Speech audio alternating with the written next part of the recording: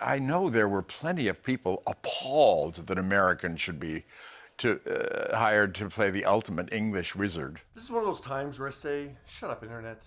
So Monday, HBO Max announced some of the actors that have been cast in the upcoming Harry Potter TV series, with John Lithgow among them. It's an enormous thrill. He will play Dumbledore, and yeah, apparently, I assume it's some Brits, are appalled that American John would be cast to play, I shouldn't have to say this word, but I'll say it anyways, a fictional wizard who teaches at an imaginary school. And I haven't read the books, but I mean, I guess we're assuming that it's in England because Harry takes a train from London to get there. Yeah, he can't play the role because there's the British accent. I'm not an Englishman, although I've played one on TV. I remind everyone that I did play Winston Churchill on The Crown and did just fine. You did, but more than fine, exactly. Your Majesty, shall we make a start? Yeah, John won an Emmy, a Critics' Choice Award, and a Screen Actors Guild Award for his work in the Netflix series playing a real-life Brit, and yeah, one of the most famous Brits ever.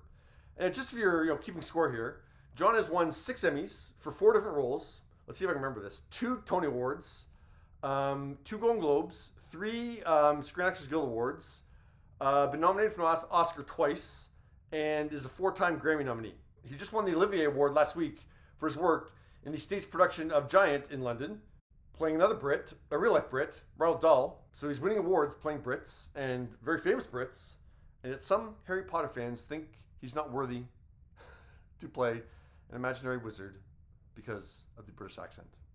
Okay.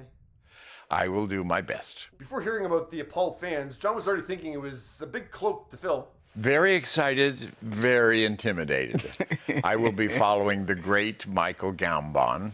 Yeah, so Richard Harris actually played Dumbledore in the first 2 Harry Potter movies before he passed away. And then Michael took over from there, in the 3rd film, and then he played it through to the end of the series, the 8th movie in 2011. And then Michael actually passed away in September 2023. And then actually Jude Law did play a younger version of Dumbledore as well in the 2 Fantastic Beasts movies. I actually didn't see any of the outcry of John's casting, but the fact that John heard about it, and he's not even on social media, I mean, what's appalling is that there's no outcry to begin with. Like, I mean, Americans play Brits all the time. Like, I mean, there's no outcry about, Meryl Streep playing Margaret Thatcher, and there's no outcry about John playing Winston Churchill. It just shows you, some of these fan bases, these very, insular fan bases that just either want to start stuff just to start stuff, or 2, have such closed-mindedness about, just acting in general, and just closed-mindedness about the world.